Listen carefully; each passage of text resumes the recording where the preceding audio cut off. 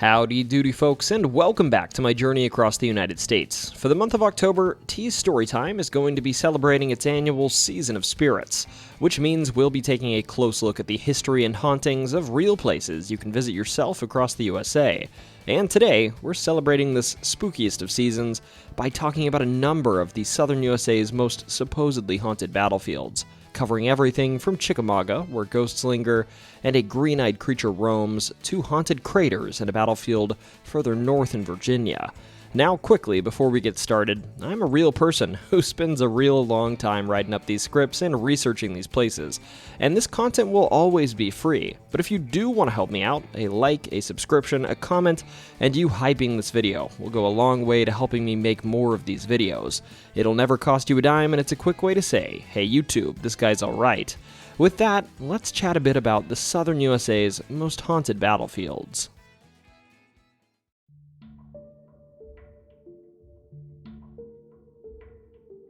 The Battle of Chickamauga, fought September 19th to 20th of 1863, was basically the Civil War's equivalent of a horror movie in the woods.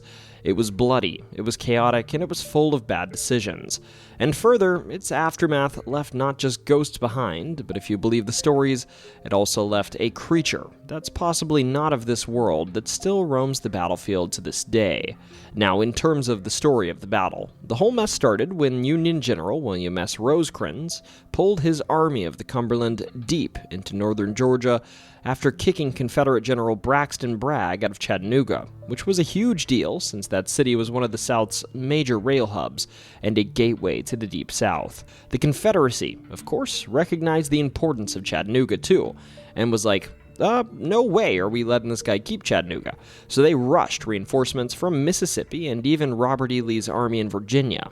Everyone knew this was going to be a showdown, and the unlucky venue were the thick woods and fields along Chickamauga Creek. Day 1, September 19th, was pure chaos. Bragg's Confederates tried to cut off scattered Union units, and both sides just kept feeding more and more troops into the fight. The woods made it impossible to see anything, so just imagine thousands of soldiers blasting away at each other in near total confusion. By nightfall, the Union line was battered, but it was still holding, and General Bragg thought, well, tomorrow we're really going to crush them. And spoiler, he wasn't entirely wrong. Thus, Day 2 on September 20th is where things really unraveled for the Union. Union General Rosecrans, acting on some really bad intel, ordered his troops to close a gap in the line that didn't actually exist. In doing so, he accidentally created a real gap, and Confederate General James Longstreet, fresh from Virginia, drove his men straight through it like it was an open door. The Union line thus split in half. Rosecrans himself then got swept off the battlefield, which isn't a great look, and a full-blown retreat began. The only thing keeping it from becoming a total disaster was General George H. Thomas, who held his ground at Snodgrass Hill long enough for thousands of Union soldiers to escape. From this act, he earned the nickname the Rock of Chickamauga, which sounds like a pro wrestling title, but in this case meant he basically saved the Union Army from total annihilation. By the end of September 20th, the Union was back inside Chattanooga, licking its wounds, while Bragg had technically won, but this victory came at a crazy high price. Over 30,000 total casualties out of about 120,000 troops, making Chickamauga the second bloodiest battle of the entire war after Gettysburg. Confederate morale went up after the victory, sure, but Bragg failed to completely destroy Rosecrans' army, which meant the big win didn't translate into long-term success. The Union Army hunkered down in Chattanooga, got reinforcements from Ulysses S. Grant, Sherman, and Hooker, and by November they broke out dramatically at Lookout Mountain and Missionary Ridge. So, Chickamauga ended up being one of the Confederacy's last big, hey, we actually won, moments of the Western theater of the American Civil War. It looked good at first, but in the end it just set the stage for Sherman's march through Georgia and the eventual crush of the Confederacy's heartland. Brutal, bloody, and costly. Chickamauga is remembered less as a shining Southern victory and more as a cautionary tale of how even a win can come back to bite you. And as I said at the start, the high body count apparently translated into a high ghost count. And further, with over 30,000 spilling blood on the soil, it's said that some sort of strange and perhaps ancient evil woke up on this land and decided to make this place its home, roaming this battlefield into modern day. To start with the ghosts, just days after the war, there's actually an account from a local farmer and Confederate cavalry soldier named Larkin Poe, who actually lived close to the battlefield. And in its aftermath, in the moonlight, he'd ride his horse through it, observing trees with bullet holes in them, holes in the ground where cannon fire fell, and of course, the bodies of both Union and Confederate soldiers littering the ground unburied. And among this account, while he doesn't explicitly state it, he hints that he felt like, even though the humans surrounding him had fallen silent, he was almost certain he wasn't alone. This account wasn't alone either. As early as 1876, you'll find more explicit accounts of possible hauntings or encounters with strange creatures on this battlefield. For instance, in a book written by one Susie Blaylock McDaniel, The Official History of Catoosa County, she recounts that in 1876, a man referred to as Uncle Jim Carlock and his friends came face to face with a 10-foot-tall, white furry monster. In this account, one of his colleagues actually, upon his horse, charged at the creature with a sword, and was able to slice it on its head before the creature made a retreat faster than the horse could follow. Now, when the man did slice the creature, it actually apparently cried out, sounding like it had the voice of a child, and saying, "Let me alone." Now, this same man would later admit it was possible that this was a, quote, a washerwoman who was possibly carrying a basket of laundry on her head. But I retort by saying, while I am usually a skeptic, I almost think some sort of ancient creature dwelling on an old battlefield that speaks English is more likely than a woman doing laundry in the middle of the night on said old battlefield. Regardless, whispers of something similar go back further too, lending credence to this tale. In the aftermath of the battle, it's hard to blame the soldiers that remained nearby for what they saw. To start, there were whispers of folks seeing their fallen comrades, some of which would even lead them away from the battlefield and into the woods nearby, only to show them their fallen bodies and then disappear right in front of them.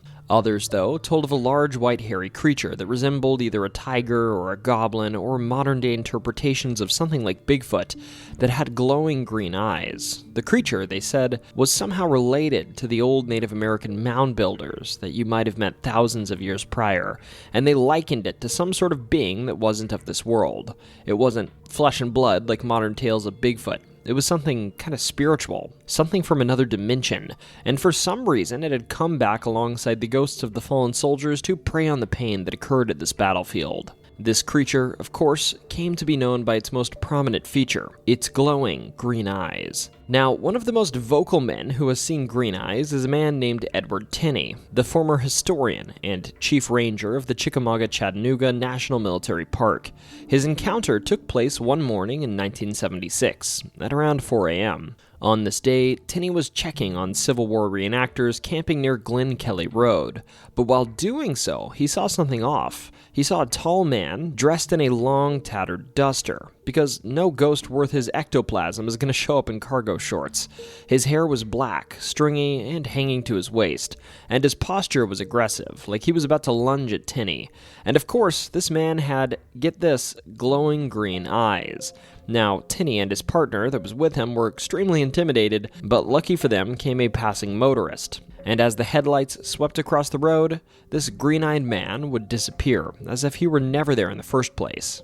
To be honest, I find this account pretty interesting, because rather than painting Green Eyes as a creature, it paints him as a fallen soldier, or possibly something imitating a fallen soldier. That said, there are more encounters too, and they vary substantially. For instance, Denise Smith, a local woman, saw something strange and translucent with bright green glowing eyes on a foggy, rainy night. She didn't really describe what it was very clearly, only that it was tall and intimidating, and that as she approached it in her car and her headlights hit it, it would fade away, just like in the encounter of Edward Tenney. There's also a young woman named Laura Gilstrap, who at just 16 years old encountered something terrifying on a hayride near Wilder Tower. Apparently, the whole group accompanying her, she and others, would observe a torch appearing and disappearing rapidly, over and over on the Chickamauga battlefield. But before long, this torch would be closer to them, and they'd hear hoofbeats echoing around them, and then out of nowhere they'd see the apparition, semi-transparent, of a Confederate soldier dismounted from his horse that stood right next to them. A horse with glowing green eyes. This horse would then look at Laura and say, "Amy," like the name, Amy, before vanishing into the night. Now, I don't think anyone knows who Amy was or why a horse could talk, but hey, maybe this was Mr. Ed's demonic cousin. And then there's the story that scares me the most, that of a young man who was borrowing his brother's car to go on a date. He was late to this date, so he, of course, was speeding recklessly through the mist-covered roads near Chickamauga one evening. By his account, he was at least initially all alone.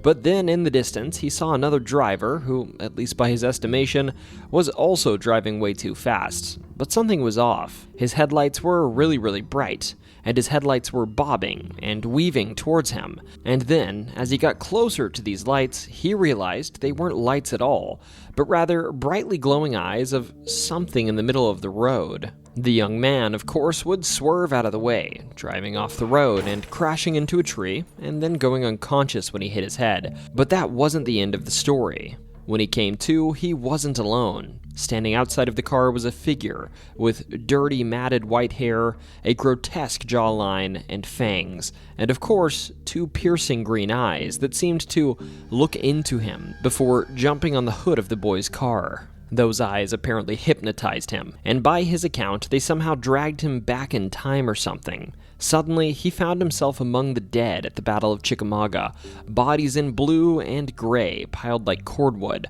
the air thick with moans of the dying, the sounds of war, the smell of death. And then he snapped back to the present as a park ranger shook him awake, quickly remarking that the young man, who was trying to tell the ranger what he saw, had a large bump on his head. The ranger denied anything was with the boy when he showed up. There were also no footprints. No footprints on the hood. Nothing, just a bump on the kid's head, and memories of some strange ethereal being. So, anyhow, if you find yourself near Snodgrass Hill on a foggy night, drive slow, and whether you see a green-eyed beast or a Civil War-era soldier, maybe remember that statistically speaking, you're probably safe from this ghost so long as you don't, swerve off the road. From what I can tell, Green Eyes hasn't gone after anyone in a long time other than that boy, so you're probably safe, but be cautious anyways.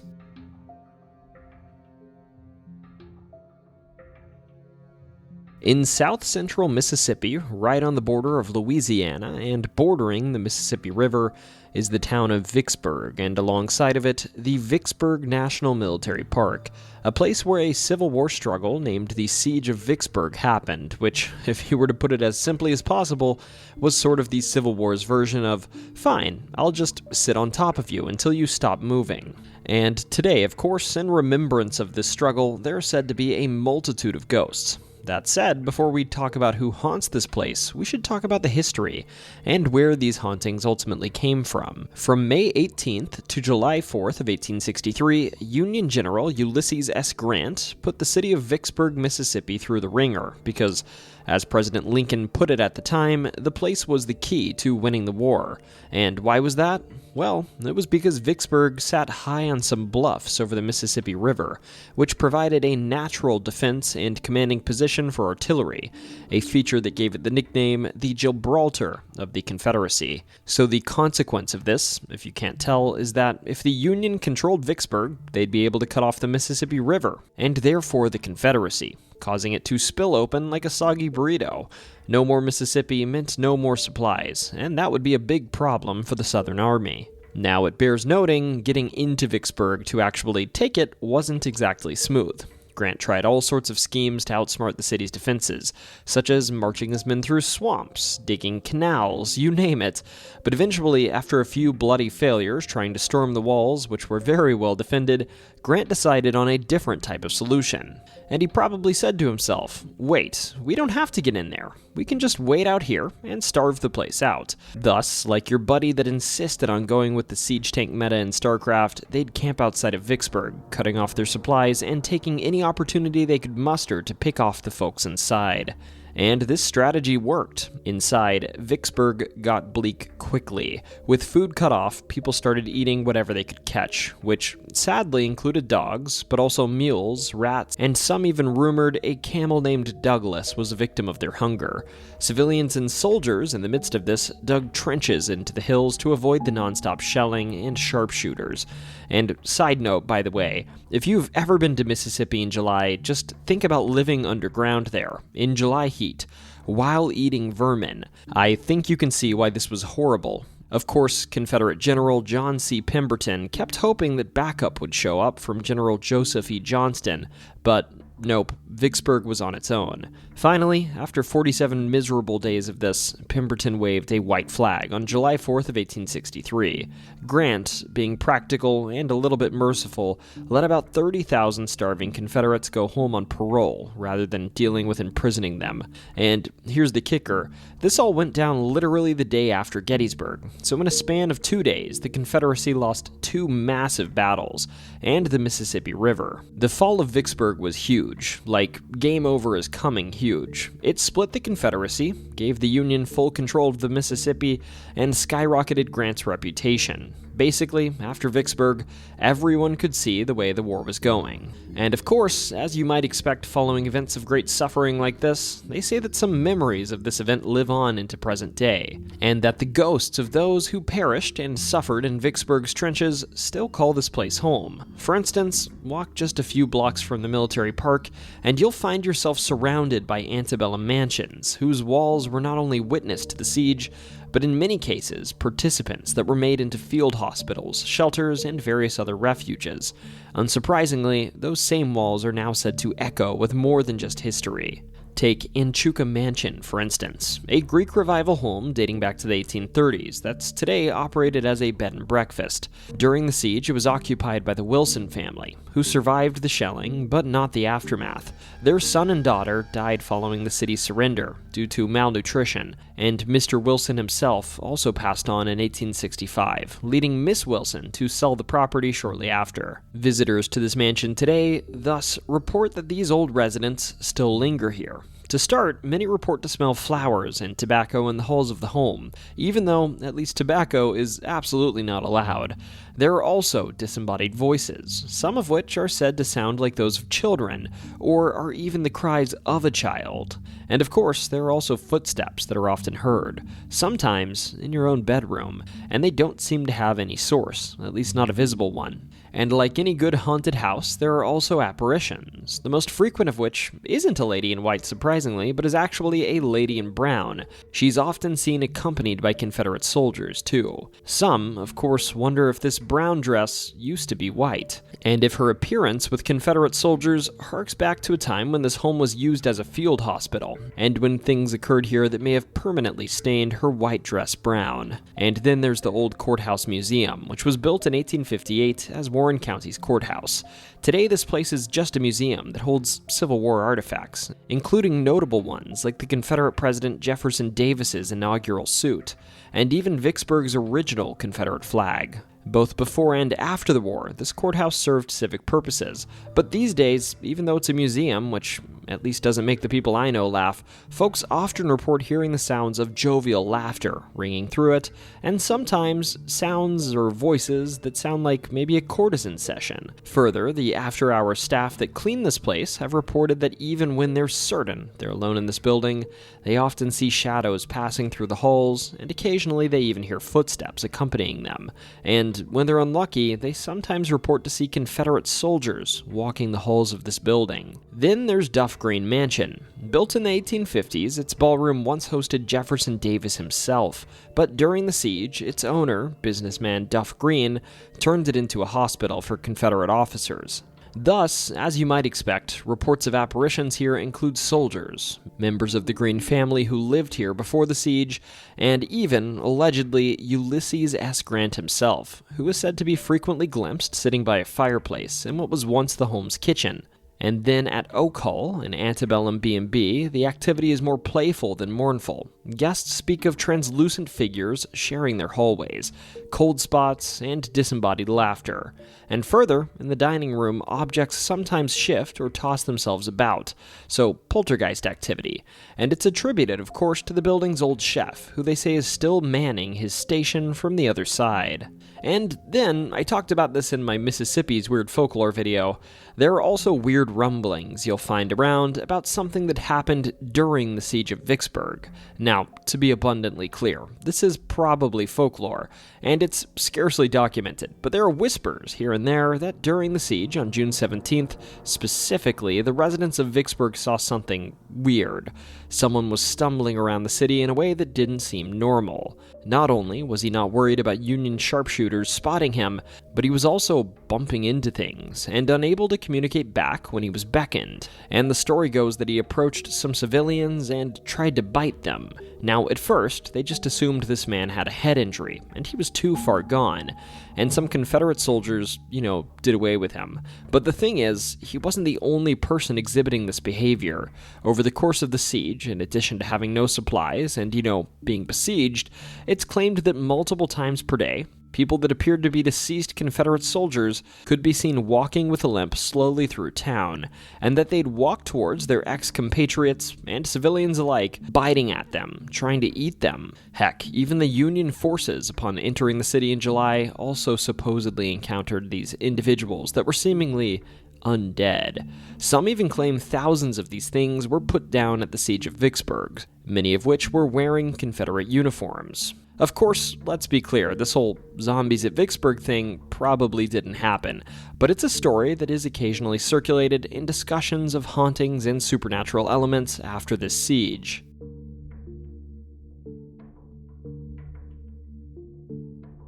Alright, so following the siege that marked that the country was nearing the end point to the Civil War, let's rewind to Charleston Harbor, South Carolina in 1861, because this is where the Civil War basically kicked off with a bang, or more accurately, a 34-hour cannon barrage.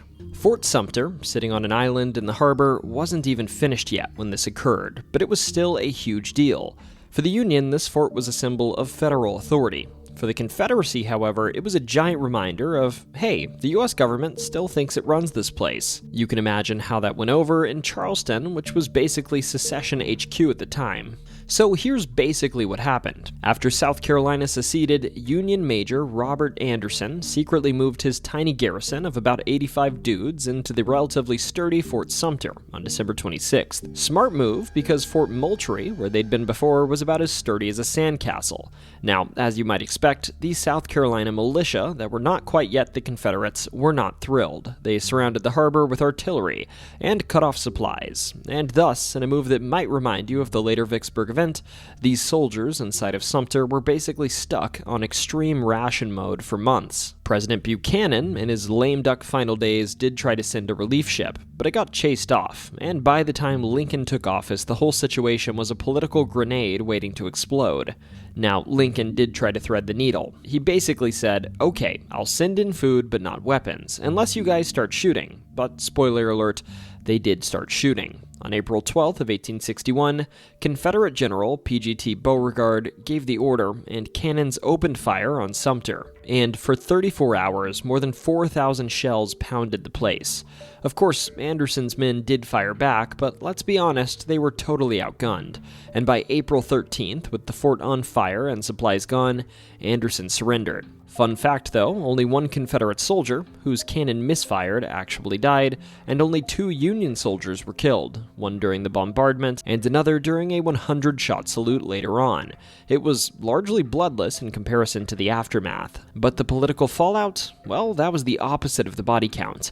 News of the attack lit the North on fire, metaphorically this time at least, and people up north who had been lukewarm about fighting largely started to rally behind Lincoln. He immediately, of course, called for 75,000 volunteers to put down the rebellion, and boom, then 4 more states, Virginia, North Carolina, Tennessee, and Arkansas joined the Confederacy.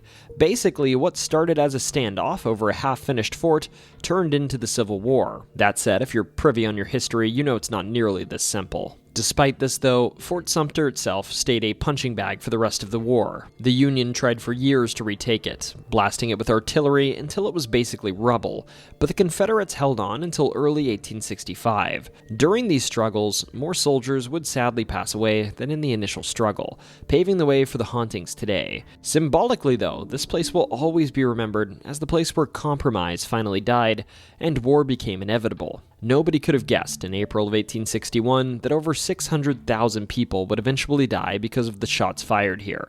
But that's exactly what happened. Now, following the war, Fort Sumter was in ruins, but the Army would go on to restore it, actually having the fort serve as a lighthouse until the late 1800s, and then it would actually also serve as a fort afterwards, with artillery and such, in response to the Spanish-American War. Today, though, it's essentially a museum, a restored old fort where you can learn about history. That said, even though this place was nowhere near as bloody as battlefields like Chickamauga or Gettysburg, it's said to be just as haunted according to guests that visit and employees that spend long stretches of time on the island. And one of the most enduring spirits tied to the fort is not some anonymous shadow like we'll see in many discussions on this list, but rather a man with a story and a face. That man is named Private Daniel Ho. Born in County Tipperary in Ireland in 1825, he came to the United States and enlisted in the Army in 1849, eventually finding himself stationed at Fort Sumter on the very eve of the Civil War. By sheer grim chance, Ho became one of the fort's first casualties, not during the bombardment itself, but rather during the 100-gun salute that the Union forces were permitted to fire after surrender. On the 47th shot, a spark left in the barrel ignited prematurely, killing Ho instantly, and setting off a secondary blast that injured several others. Major General Abner Doubleday, which is an awesome name, later described the accident in painful detail, noting how flakes of fire in the muzzle had turned what should have been a formal farewell into a tragedy. Ho, of course, was buried at the fort just before the Union evacuated, and he was left behind. Yet, the Confederates who moved in afterwards swore he never actually left.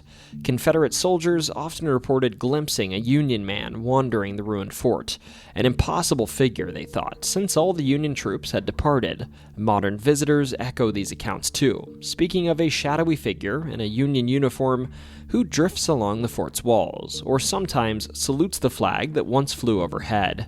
Additionally, in the Fort Sumter Museum, the very flag raised during the bombardment is still preserved, and some swear that one faded spot in the cloth resembles Ho's own face. Others describe catching the scent of gunpowder, with no cannon to be seen, or hearing phantom shots ripple across the harbor long after the fort's guns have gone silent.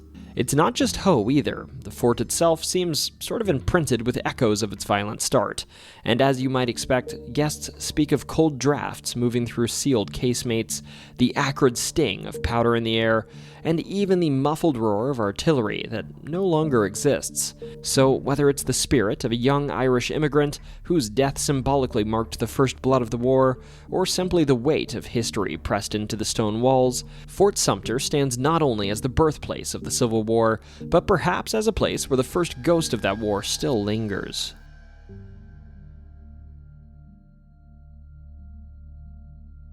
If you drive out to Mullet Key in Florida today, you'll find Fort DeSoto Park, famous for its beaches, fishing spots, and trails.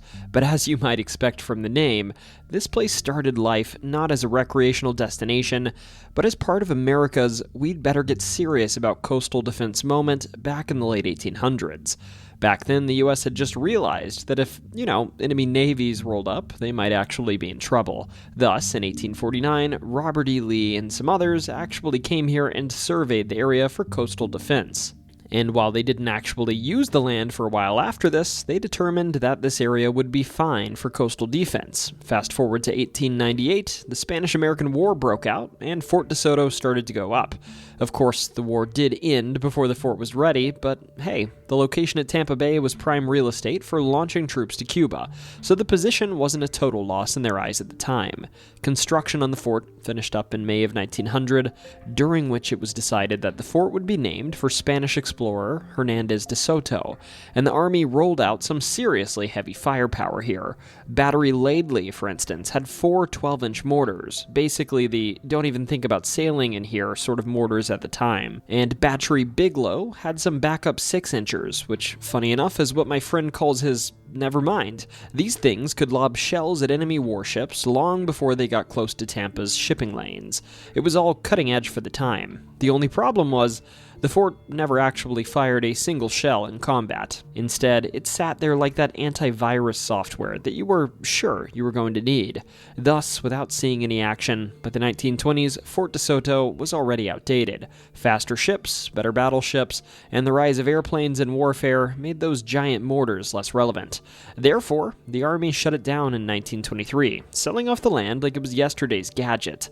But the story didn't end in there. In a theme that we've already seen once, during World War II, the Army dusted off the place and used it again, this time for air-sea training maneuvers. Not exactly frontline action, but it proved the spot still had a use. Then, after the war, the Army was done with it for good, and in 1948, the county swooped in, bought the property for practically pocket change, and eventually turned it into Fort DeSoto Park in 1962. And unlike a lot of old forts that got bulldozed or forgotten, this one kept much of its military hardware intact. You can still see battery Lightless 12-inch mortars today, one of the last surviving sets in the US.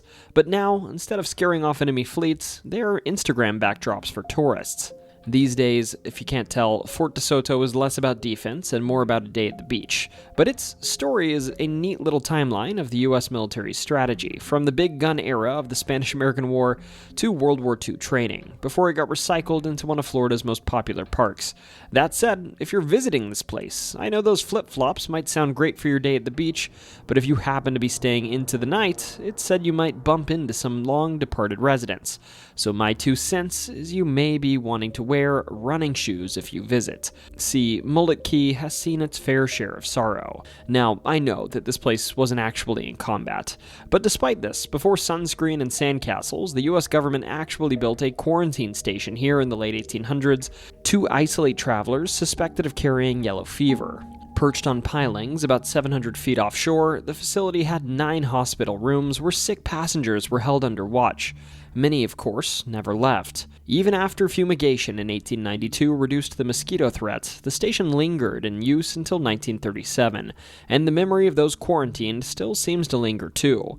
One of the supposed ghosts related to this time, some claim, is a woman in anguish near the shoreline, who you might see at night weeping and calling out for children she supposedly lost during a yellow fever outbreak. Of course, if you approach her, like many ghosts, she'll simply fade away in front of your eyes. Then there's the fort itself. While nobody actually died in combat here, the soldiers stationed here left their own imprints. The most well-documented tragedy is that of Sergeant Charles L. Scott of Rock Cave, West Virginia, who actually took his own life at the post and was buried in Fort Dade Cemetery. Thus, folks camping at the park still speak of heavy boots echoing in Battery Laidley's powder room, or voices riding from the southernmost bunker at sunset. Always, conveniently, when the place is completely empty. Some even claim to see a man in full military dress still making his rounds across the old fortifications.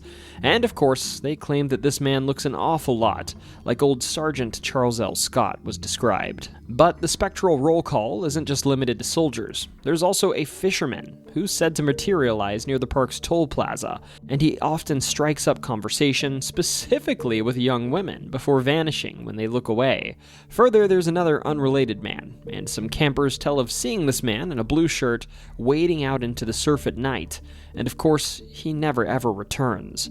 Add to that the tragic 1980 collapse of the Sunshine Skyway Bridge when the freighter MV Summit Venture struck the span, killing 35 people. In the chaos that followed, Mullet Key became a makeshift morgue, and divers pulled up bodies from the bay, bringing them back to the shore here. Some park staff believe that the voices and apparitions spotted here tie back not only to military ghosts, but also to that catastrophe. And older still, the ground itself carries the memories of the Tocobaga, the indigenous people who lived here long before Hernandez de Soto's arrival in the 1500s. Spanish explorers and the diseases they brought decimated these people, yet locals say their spirits have never actually left the island. Figures of native men and women are sometimes seen walking along near the shoreline when you're out on a boat, fading into the mangroves as you get closer. And I actually saw one chilling account of a man on a forum who claimed he woke up in the middle of the night here, only to look out of the mesh lining of his tent and claim he observed 3 or 4 individuals who looked a lot like native people staring down at him. Of course, he screamed and fumbled for his lantern, and once it turned on, nobody was there, but he didn't get any further sleep that night.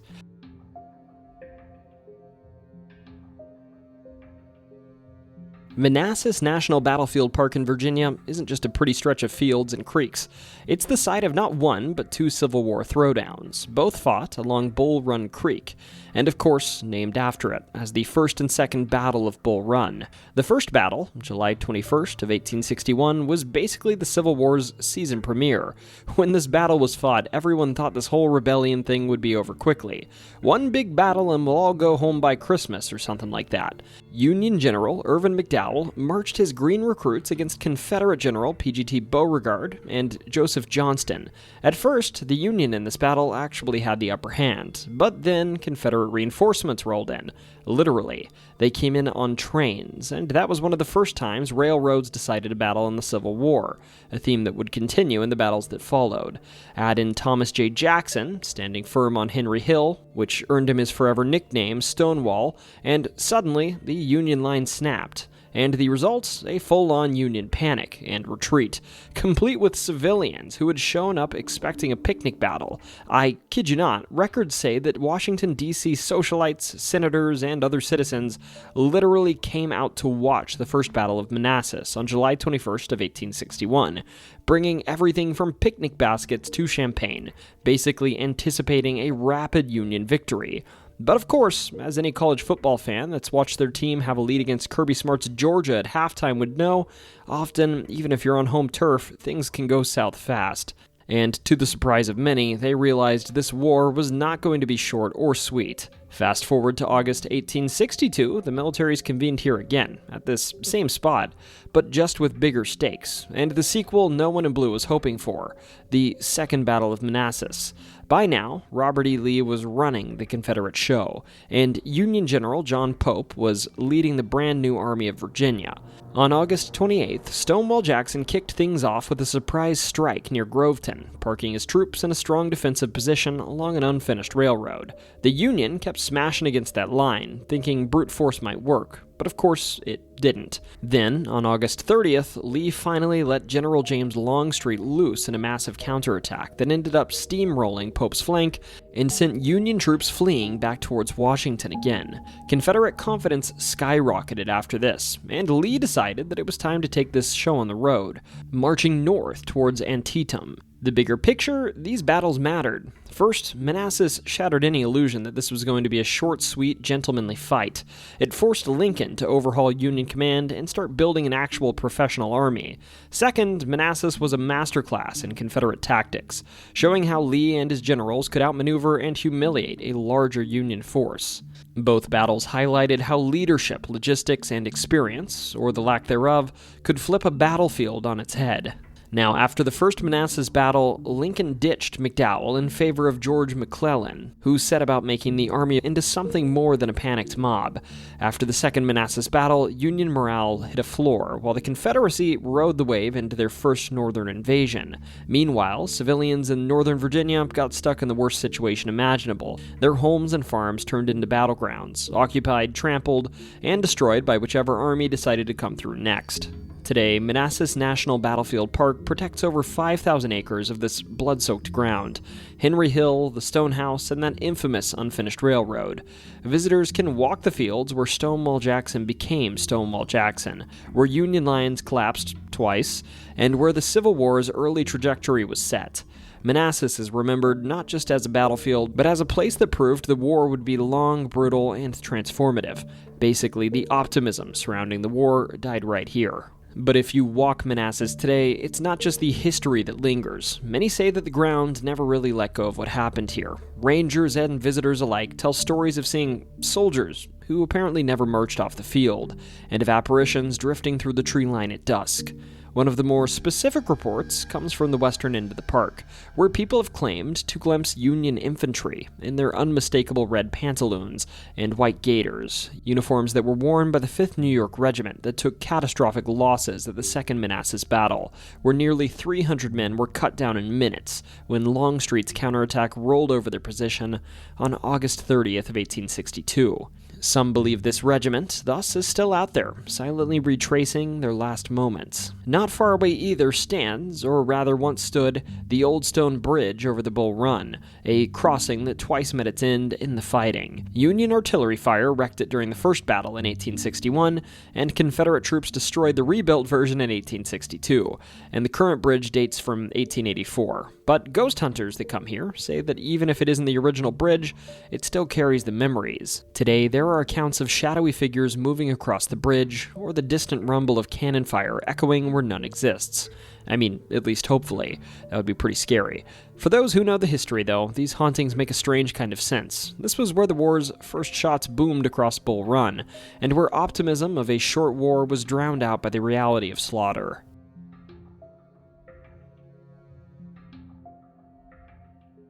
Olustee Battlefield Historic State Park in northern Florida is the site of the state's biggest Civil War clash, the Battle of Olustee, from February 20th of 1864. The Union's plan in this battle was ambitious, if a little naive. March inland, cut off Confederate supply lines, recruit freed black men into the Union Army, and maybe even drag Florida back into the fold early. Florida mattered at this point in the war because it was basically the Confederacy's grocery store. There was beef here, salt, and other essentials kept flowing out of the state, and Union General Truman Seymour thought he could stroll west from Jacksonville and face little resistance.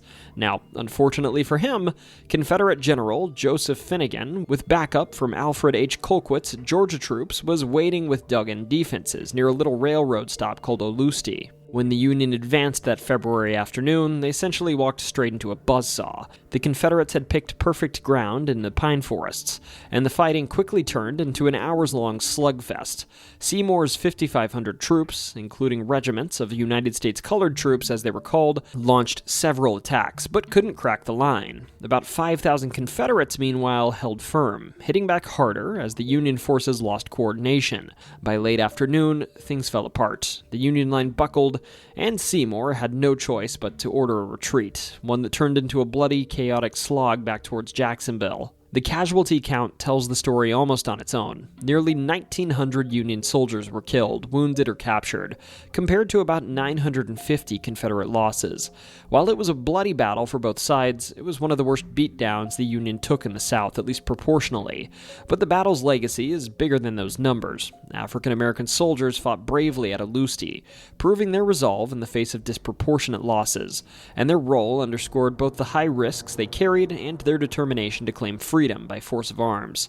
In the bigger picture, though, the Union abandoned any serious hope of controlling inland Florida, and the Confederates would hold the state's heartland until the very end of the war. Further, their victory at Olustee gave them a rare morale boost in 1864, when things were otherwise pretty much sliding downhill across the South fast. For the Union, though, still, it was a reminder that pushing deep into enemy territory without solid supply lines was a recipe for disaster. Now, this bloody battle didn't change the war's trajectory, but it kept Florida firmly Confederate until it collapsed in 1865. Today, Olustee Battlefield Historic State Park keeps the story alive, as Florida's very first state park, which was formed in 1912. Visitors here can walk the trails, see monuments, or catch reenactments that restage the clash in those same piney woods where it happened. But if you stick around Olustee after the cannons fall silent and the reenactors pack up, or sometimes while they're there, you may find that the battlefield has soldiers who never left. Heck, sometimes, as I said, even during reenactments, some swear they see glowing orbs drifting between the pine trees, as if men from 1864 are trying to join the fight all over again. Now, to be clear, these orbs are in photos typically, and a lot of people chalk them up to dust, like me, but others insist that these lights are more than a simple trick of the light, and that if you squint, they may even be visible to the naked eye, and sometimes they might even resemble faint lantern light, weaving its way through the woods. The hauntings don't stop at glowing balls of light either. Drivers along the road near the battlefield cemetery have reported seeing young people dressed as both Union and Confederate soldiers, just kind of standing at the edge of the tree line, watching cars go by. Also, a number of reenactors have claimed to brush shoulders with the past a little too literally. For instance, one specific story tells of a reenactor that was riding a horse through the pine forest, who swore that a ghostly Union soldier materialized in front of him, tripped his horse, and then hit him in the head with a rifle butt before vanishing without a trace. Of course, when others came to inspect the scene after he screamed, there were no footprints, no rustled pine needles, or really anything else other than where the man landed and where the horse tripped. And while their friend did have a stark red mark on his head, he seemed to be doing relatively well for someone who just, got hit upside the head with a dang rifle. Others say the scene is even more dramatic, and there are a number of accounts dotted across the internet that claim the battlefield sometimes comes alive at night, with phantom gunfire and the cries of the wounded, making the pine woods echo like it's February of 1864 all over again. And then there are moments that are supposedly paranormal, but also a little bit funny. Now, not to laugh, but to laugh. One EVP supposedly captured in response to a visitor asking about the battle, captured a moaning voice going, "Damn, I'm dead." Whether that was truly the spirit of a fallen soldier, or just a voice recorder picking up a Call of Duty lobby, well, that's for you to decide. So, according to the stories, Olustee holds more than just history. It holds memory, pain, and maybe, if you believe the stories, the presence of those who fought and fell here.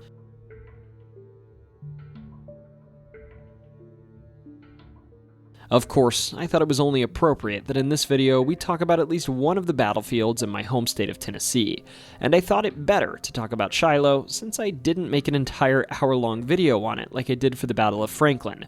Now, if you are interested in Franklin, Tennessee, I have an hour-long, in-depth walking tour basically devoted to the battle and the hauntings in Franklin, Tennessee, and you should check it out. It'll be linked down below.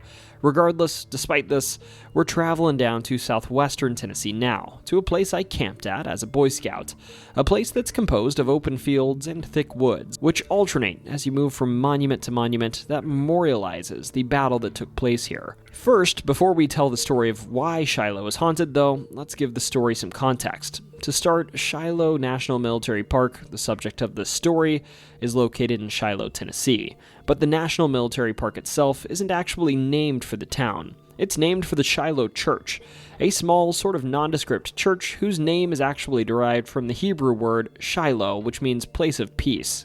And this church was near the epicenter of the fighting that occurred here, and it's actually the point of reference for the battle that was named after it. Now, the actual Battle of Shiloh that occurred on this land was fought on April 6th and 7th of 1862, and it was one of the earliest and bloodiest major battles of the American Civil War. It took place right here in southwestern Tennessee near Petersburg Landing along the Tennessee River, and here the Union forces, led by General Ulysses S. Grant, had moved into Tennessee, and they were encamped near the small Shiloh church we just talked about. Meanwhile, Confederate forces under General Albert Sidney Johnston, in contrast, were not hunkered down, and rather they decided to launch a surprise attack on the Union camp here at dawn, hoping to defeat them before their reinforcements could arrive. Now, on the first day of the battle, Confederate troops pushed the Union army backwards towards the river, causing heavy casualties. However, during the fighting, Confederate General Albert Johnston was mortally wounded, and command therefore passed to General P.G.T. Beauregard, who we talked about before,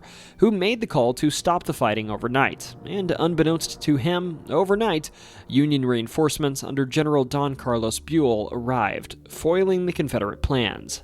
On April 7th, thus, the strengthened Union forces counterattacked and drove the Confederates from the field. The battle ended in a Union victory, but at a cost. Over 23,000 soldiers were killed, wounded, or missing, shocking both the North and the South with the scale of the carnage. Thus, as you'll see for a lot of the conflicts that took place earlier on in the Civil War, the Battle of Shiloh's lasting significance is that it was one of the moments that shattered the illusion that the Civil War would be short or relatively bloodless, and it gave the Union control of a key part of the Mississippi Valley, and paved the way for further advances into Confederate territory. The victory also boosted Grant's reputation, despite criticism over being caught off guard, and marked a turning point in the war's Western theater, much like the Battle of Chickamauga. Today, of course, in remembrance of this battle, the Shiloh National Military Park preserves the battlefield and honors those who fought and died there.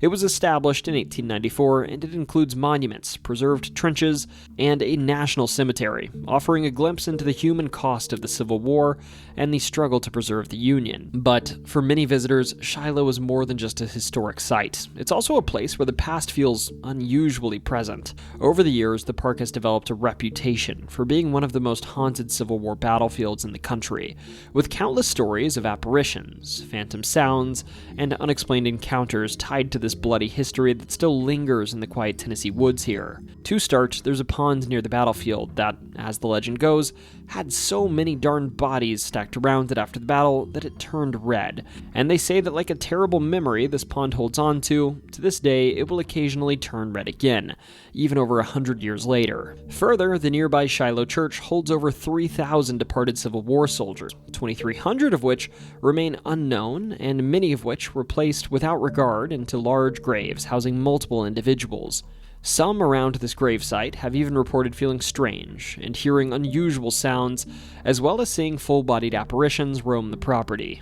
Among the most common phenomenon around the old battlefield is that of a phantom drummer pounding away in the distance, often late at night when the common reenactments that occur here aren't underway. Some have even reported hearing gunfire and hearing men yelling, especially around an area called the Hornet's Nest.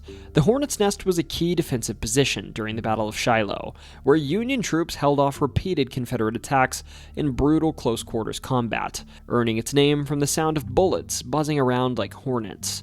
Today, it's one of the most visited and talked about sites in Shiloh National Military Park, known not only for its historic significance, but also for eerie reports of ghostly activity. Further, near this aptly named nest, many report to hear disembodied moaning, and sometimes even cries for help. There's also a nearby peach orchard that's haunted by individuals that supposedly perished during the struggle. These specters are known to be a boy in gray and white clothing that's most often seen climbing down a spectral ladder, I think, or just a ladder. I don't really know where the ladder comes from, but they say it's there, before running into the nearby woods. Sometimes this individual is said to run slowly and clutch his side, as if he's wounded, and other times he disappears only to reappear a short distance away, like he's fast traveling, I guess. Also, of course, the epicenter of all of the hauntings here is the landmark this battle was named for, the Shiloh Church. Built on, from what I can tell, the original site of the original Shiloh Church, this church is a replica, a one-room cabin-style building. And here, not only have I seen it reported that folks feel they've been touched when in the building, they've also found figures beside them and accompanying them inside of the church. Sometimes these figures manifest as misty apparitions, seen by those visiting the old church, and they occasionally float past people, causing them to feel a stark, chilling change in temperature. Now, as I said, while I was a Boy Scout, I actually camped right here at the battlefield campground, and while I didn't personally experience anything, I still vividly remember my friend Matt around the campfire in the morning, remarking that he woke up in the middle of the night on our first night here, insisting that he heard not one, but a number of people, perhaps tens of them, walking outside of his tent. He was insistent to our scout leader that we, the rest of the troop, must have been trying to scare him or wake him up or something.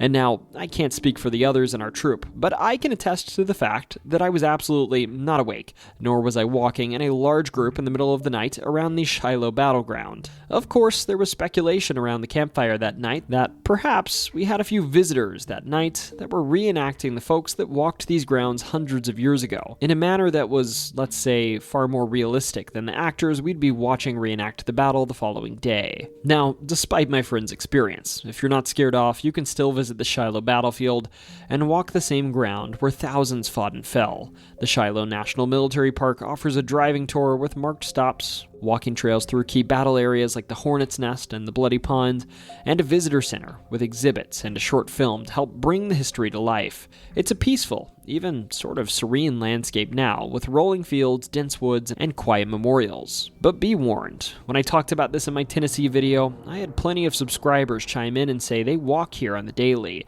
and that when they do, sometimes they feel like they're not alone, and sometimes they even hear people talking, chattering, and making industrious noises like they're building something, but of course, they never see anybody. Also, quick note here at the end, I just put out a 2-hour-long video discussing haunted places in Tennessee, so if you want to hear about like 21 more haunted places in Tennessee, it's my most recent video on my channel before this one, so go ahead and check it out if you want.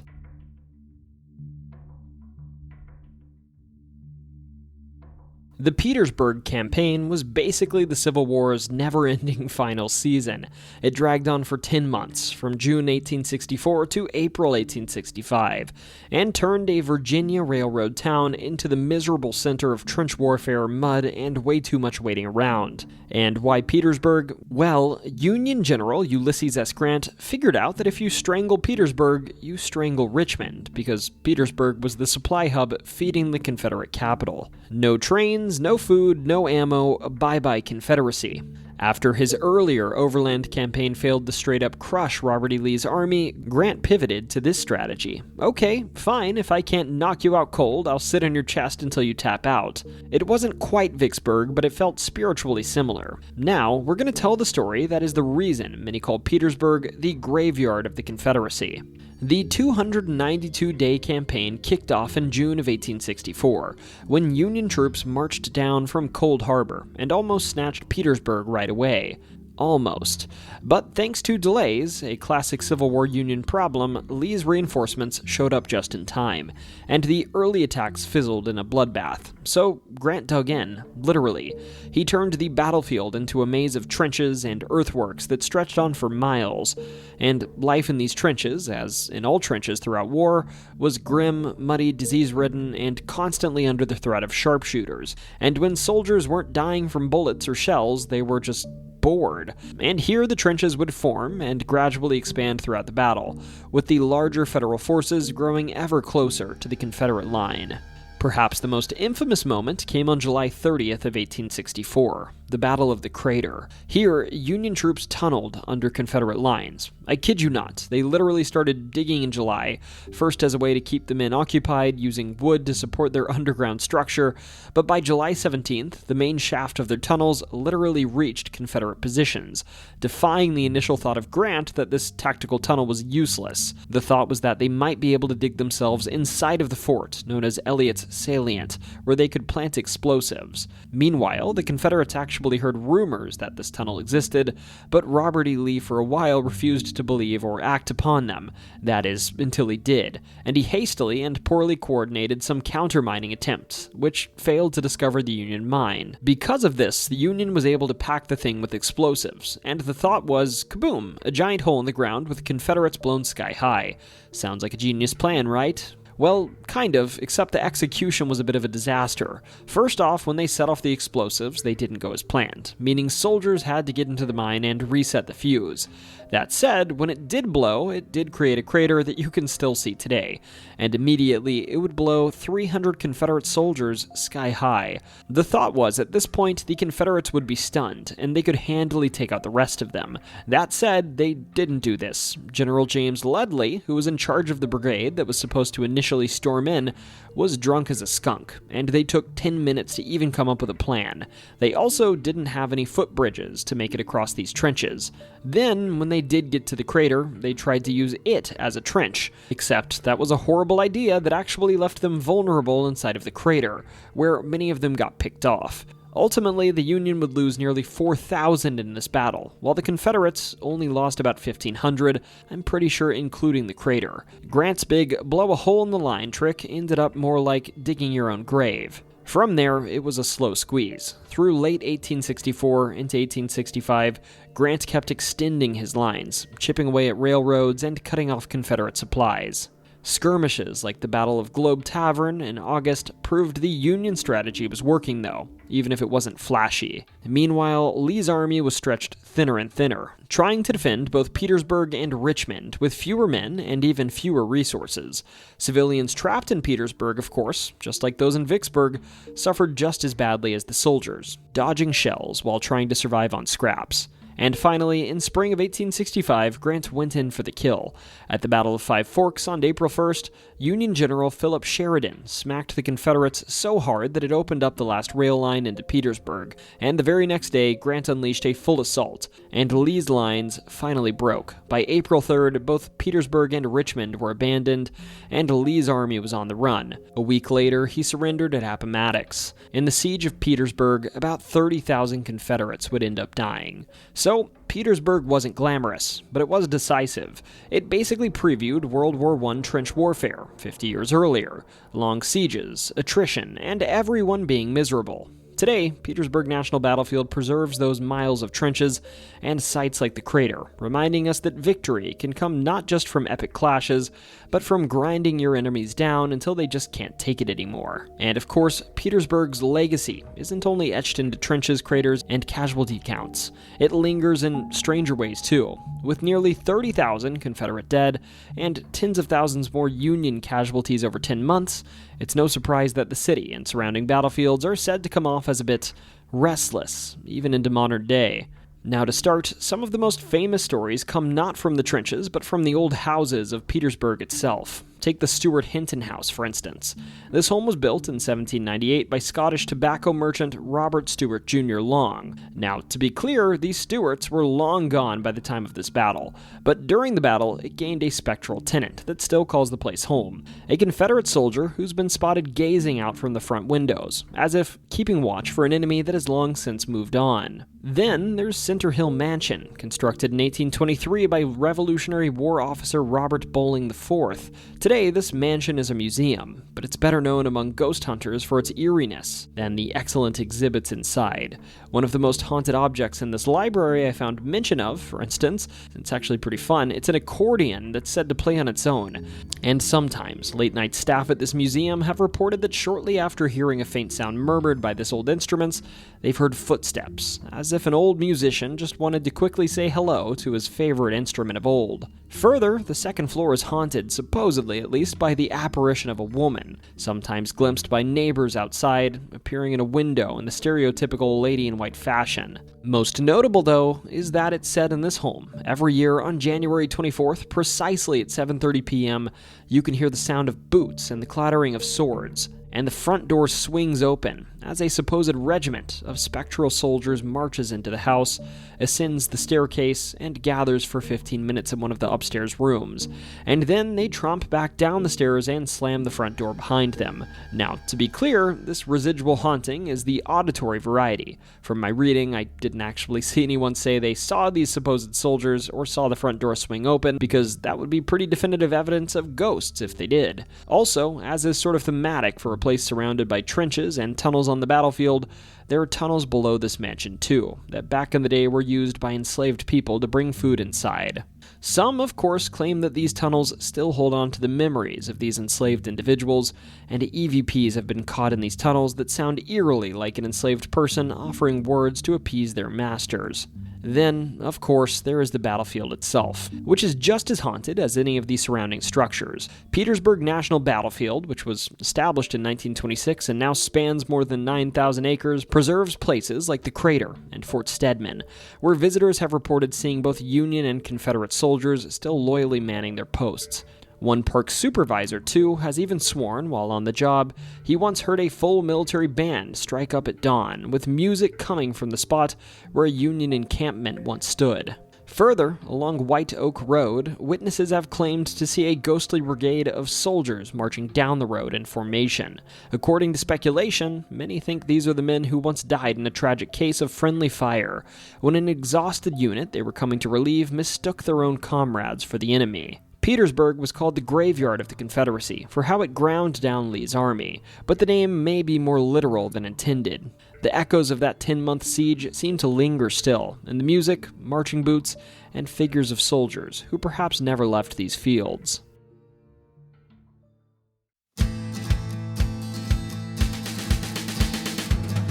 Folks, I hope you enjoyed this little lesson in haunted history, and who knows, maybe one day I'll have the resources to visit these places in person, or maybe the time. But for now, it's been my pleasure to learn more about these old places. Now first, as always, if you enjoyed this video, a like, a comment, a subscription, and a hype is always free, and it's the best way to support this channel. That said, if you did feel like becoming a channel member, that would also help me. But this content will always be free no matter what, so don't you worry one bit about that. Now, as for what's next, you can count on Southern California's haunted places coming out very, very soon. And then I heard Vermont had a few haunted places too, and then trust me, I'm brewing up some more spooky videos for this spooky month as we speak. So we're not ending here, no way, no how. Anyways, with all of this in mind, whether you just saw a green-eyed beast in the road in front of you, or if you were woken up at night by the sounds of a phantom accordion, don't you ever forget, it's always story time.